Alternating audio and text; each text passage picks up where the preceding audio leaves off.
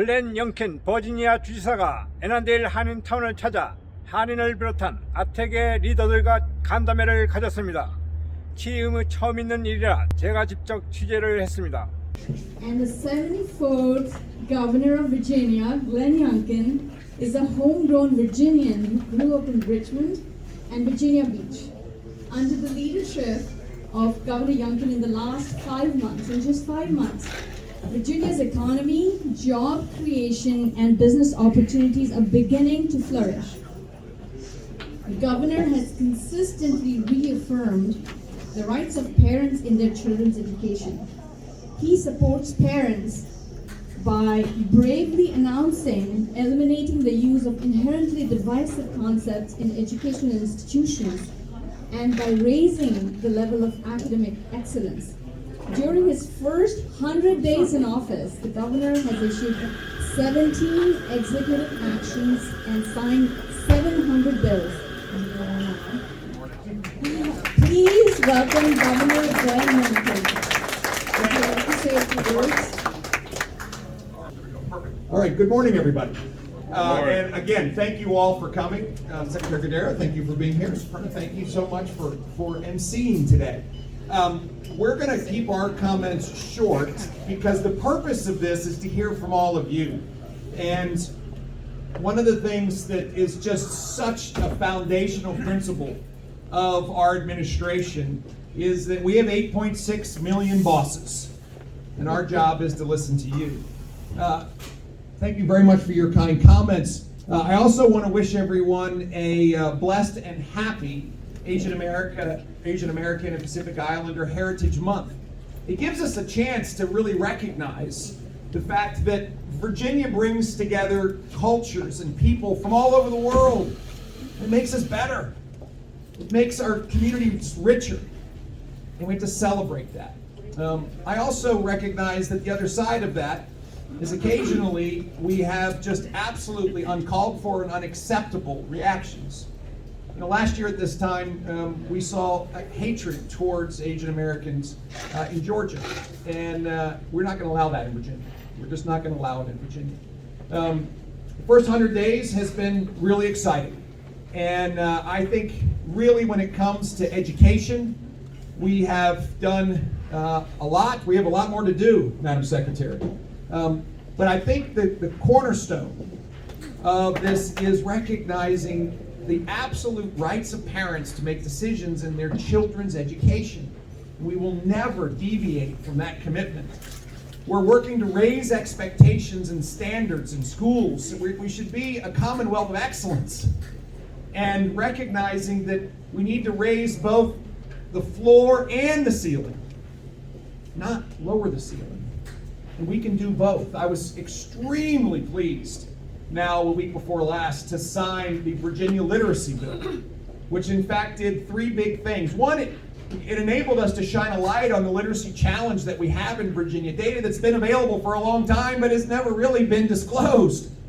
And I want to thank Secretary Gadara's Department of Education, who did such yeoman's work in identifying the fact that 42% of our second graders today, 42% of second graders in Virginia can't read at a proficient level and won't be able to without meaningful intervention. Second thing this bill does, which is hugely important, is equip teachers with a basic, comprehensive, uniform approach, the science of reading across Virginia.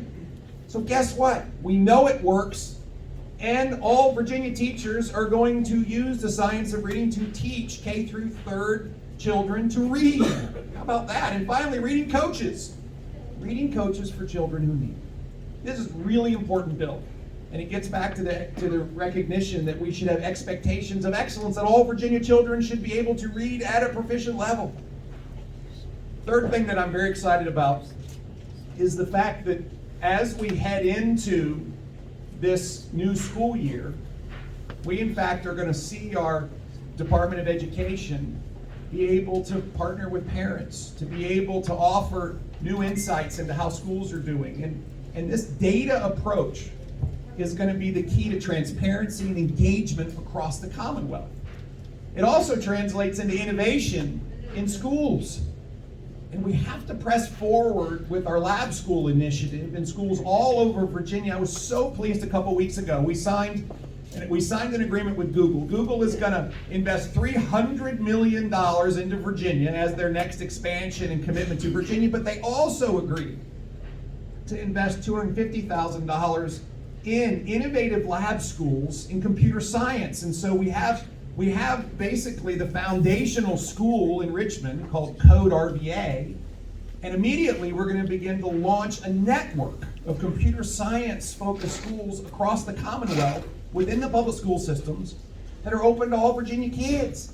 Hey, this is what's exciting about lab schools, is the innovation that brings together universities and colleges and community colleges, school boards, and of course business interests that can say this is the kind of curriculum and the kind of student we want educated in Virginia, because guess what? Not every Virginia kid is going to go to a 4-year college. Some may get a credential or a 2-year associate degree and stack their education over time. I'm really excited about the fact that our schools really are heading in the right direction. Thank you for your leadership, Secretary Cordero. You know, Virginia's open for business. And to see all of a sudden the big movements in companies wanting to come to Virginia, Boeing's announcement last week was so exciting to see them move their headquarters from Chicago to Virginia. But we're seeing it all over. We're seeing companies actually say, you know, Virginia has a great workforce. We have an education system that is just on the move. We have higher ed that we trust. We, in fact, see great lifestyle in Virginia. We want to move. And so I'm so excited about the interest in companies moving to Virginia, or the ones here expanding. But we have real work to do. We actually have to cut regulations and continue to recognize that an over-regulated business community will not thrive. And so I'm really pleased with the initiatives we've undertaken to cut 25% of job-killing regulations, cataloging them, and seeing duplicative regulations and moving them out of the way. I'm really pleased with the legislation that was passed and now signed in order to make sure small businesses don't pay taxes on the PPP loans. This is so important to recognize that small businesses had a difficult time during the pandemic. We've got to get them back.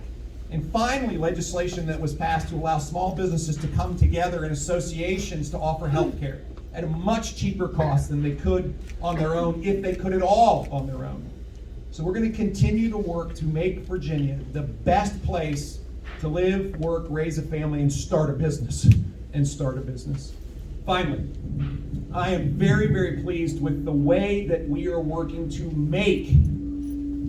I have to say, one of the places that two places that we've seen so much progress, but there's still more to do, is first the Virginia Employment Commission. We had a huge backlog of folks that couldn't even know what was happening, and we worked through the early backlog. There's still a huge number of cases that are in dispute, but early on, this idea of having best-in-class government has seen us work through the backlog in the Virginia Employment Commission. Boy, we were left a mess. And we've still got real work to do, but I'm so pleased that the initial efforts have resulted in reducing a big chunk of our backlog all the way down to zero. And the DMVs are seeing great improvement in waiting lines and times. We're seeing them open with the ability to have both walk-in and appointments.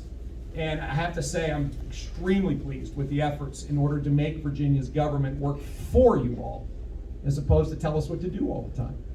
So, first 100 days has been, I think, very reaffirming that when we focus on achieving what we promised we would do, we, in a bipartisan way, can come together and deliver it. We still have a huge goal, though. We must get a budget out of our legislature.